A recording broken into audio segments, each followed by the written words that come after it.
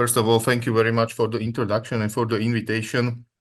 There is a very interesting experience for me, and very honestly, my pre-speaker said many of the issues I would like to touch in my short presentation. I prepare also some PowerPoint because the Nations Memory Institute from the Slovakia, I can imagine it's not very well known in the Albania in the general. But very briefly before I will start, just small remark, because many of you touch the issues which are connected with the theory, and many of the participants are people who used to work in the institutions dealing mostly with the education and all these processes.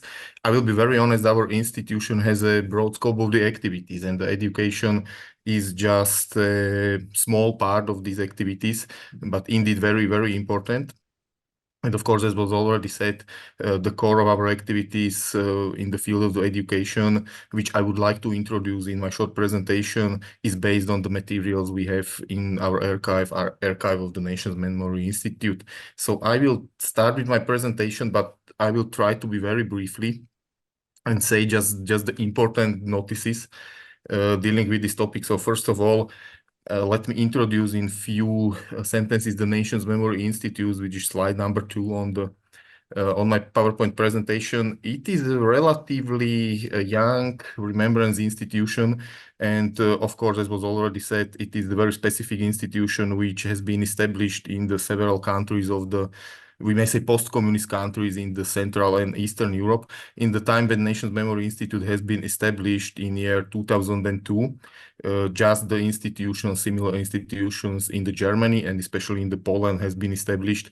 And of course, it was something like the pattern for the establishing of the Nations Memory Institute.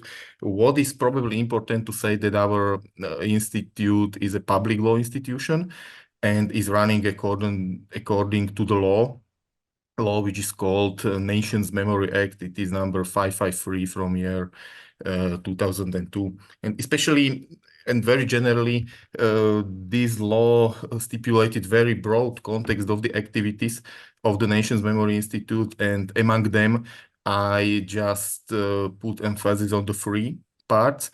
Perform complete and unbiased evaluations of the period marked by oppression.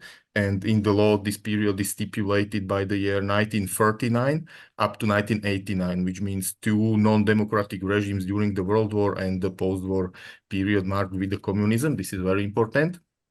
Then the second point is very important because our institute should present the results of our activities to the public. And the third one is also very important, that all these three inputs are very closely connected with the education. We should promote ideas of the freedom and defense of democracy against such regimes as has been Nazism and the communism. As I already said, majority of our activities is around the materials which we have in our archive, and it is the very important collection of the materials of the former state security, which has been the political secret police of the communist regime. It is the slide number 3 in my presentation. And well, these kind of the materials are located in the archive of the Nations Memory Institute, which is the integral part of our institution. And of course, it is very important that first, when the Nations Memory Institute has been established, our first task was to disclose and make these materials accessible for researchers and general public. And of course, you can imagine that there has been some very interesting materials in the time when we made them accessible has been yet unknown.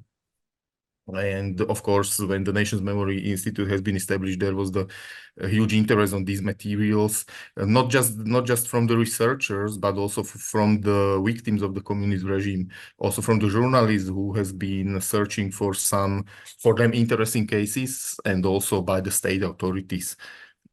I will ask for, it will be just some couple of the pictures, something for the illustration that you can see. The first picture, which is number 4 from the presentation, you can see that at the beginning of the Nations Memory Institute, it was really need to establish it, and we really take these documents, and it was really very interesting from the general public. Then I will ask for the slide number 5, because it is very important to stress that, of course, we have our archival materials, but we are still trying to obtain much more materials, not just the archival one, but we are also very active on the field to obtain some testimonies from the people who suffered during the period of the communism, or even the previous period if they are still living. For example, victims of the Holocaust, and so on and so on. And this is very important materials, especially in the education process. I will touch it in the next few sentences, and then I will ask also for the next slide. It is the slide which I already said that because the general public was very interesting on the materials of the former state security, especially on the list of the secret collaborators of the state security, registration protocols of the state security, which we published a few years after the establishing of the Nation's Memory Institute, and draw a huge attention, not only the general public, but especially from the journalists and so on and so on. I am sure that this kind of activities are very familiar for the people who work in the remembrance institution, like is the Nation's Memory Institute. Then I will ask for another slide. There is the brief overview how we used to, how we are working with the materials which we have in our archives. Of course, the very important part is the scientific research, which is connected with the publishing of the studies, publishing of the books, mostly analyzing the structures of the totalitarian regime, political processes, the mechanism of the persecution, the mechanism of the power of the totalitarian regime, and so on. The other important part, how we use or how we work with the materials, is the documentation. And under the documentation, we understand the reconstruction. It is the personal reconstruction of the personal staff of the former state security, and also the reconstruction of the organization of the former state security. This is something which we used to publish on the website of the Nation's Memory Institute. Then, of course, there is written the general prosecutor. Several years ago, we have been in cooperation with general prosecutor and preparing some materials. We had the hope that some crimes of the communist regime in the Slovakia could be punished from the criminal point of view.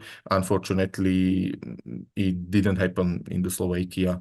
Once again, I can say that it is the very common problem also in the other post-communist countries of the Eastern and the Central Europe after the fall of the communist regime in the 1989. And then, which is probably the most important part of my presentation, we use these materials during of course, the educational process. And of course, when we are preparing all of our activities connecting with the education, which are the lectures, which are the exhibition, and which are the preparing of the short documentary movies. I will ask for another slide from my presentation. Just once again, very brief overview. How does it work? On this picture, you can see some books we have published, and also our journal, which is called the Nation's Memory, so very similar to the name of our institution. And of course, as I said already, the type of the books our institution is publishing are very various.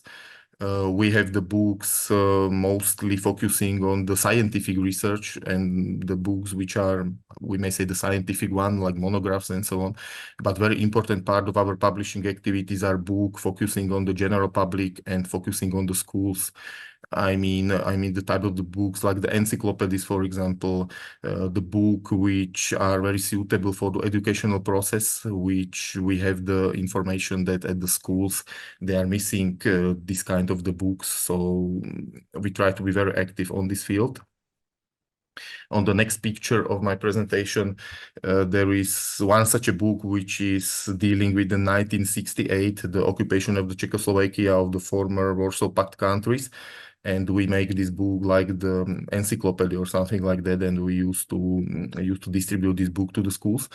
And there is also, on the behind of the book, there is also one of the exhibition which we prepared, once again, the same topic, 1968 occupation of the Czechoslovakia. And this kind of exhibition, there is the panel exhibition. All of our exhibition we have created are the panel exhibition and the traveling one. And we have We have interest from the schools, not just the secondary schools, but also from the universities across the Slovakia. And this we consider as a very important part of our educational activities, because the showing of this exhibition is always connected with the lecture and other accompanied event, we may say. Okay, I will ask also for the next slide. And once again, we'll touch the question of the how we use these materials during the education process. I already mentioned the exhibition which we used to present at the schools.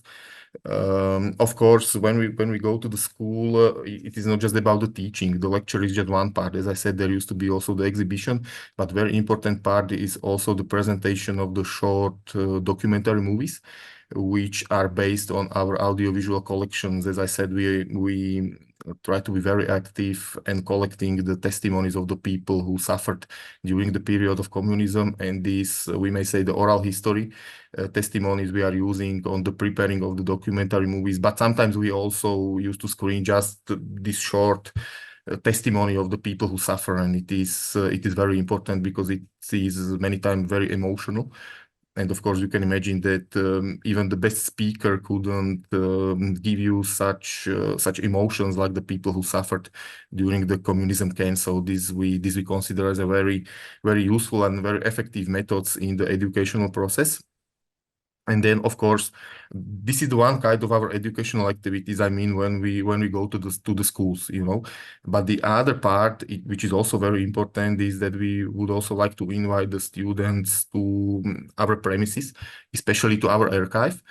And we have a very good experience with the concept of the event, which is called the Day of the Open Doors. I am sure that many archives used to do this kind of the event.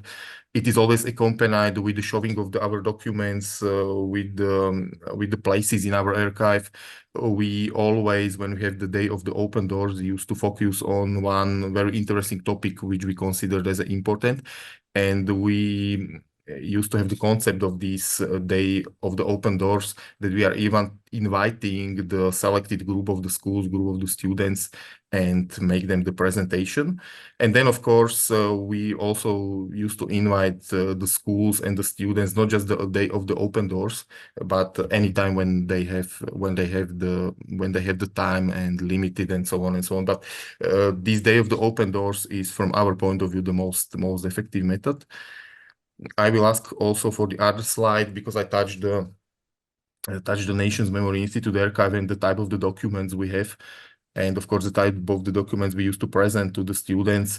Probably the most interesting one are from the investigation files, because on the investigation files you can clearly see how the concrete people has been persecuted, and there are many very very interesting materials. Some are very serious, we may say. Some can be sometimes very funny.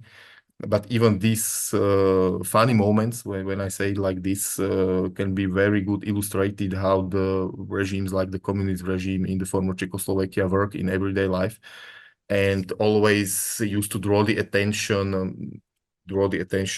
of the people. I will ask for the next slide, please. Because no, there is also the other part what we have in our archives, and it was already said that the pictures from the surveillance of the people by the state security, you know, because it is a very good case when we got the lectures how the communist regime work in reality. We always used to say, look, there is the state security, like the political secret police, and you can use the photos from our archive to see how closely they could monitor the people. They could really intimate their everyday life, and it is always drawing attention of the people, especially when we have the materials or the photos from the persecution of the people who are also known to the general public. So this is the very good method to show the photos. I will ask for the next slide of my PowerPoint presentation.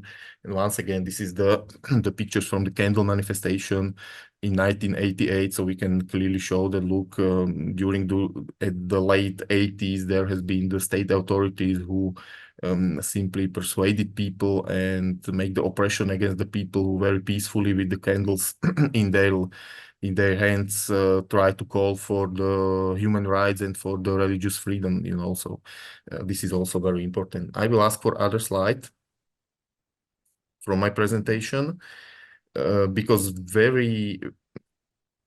there should be the introduction of some key educational projects we have.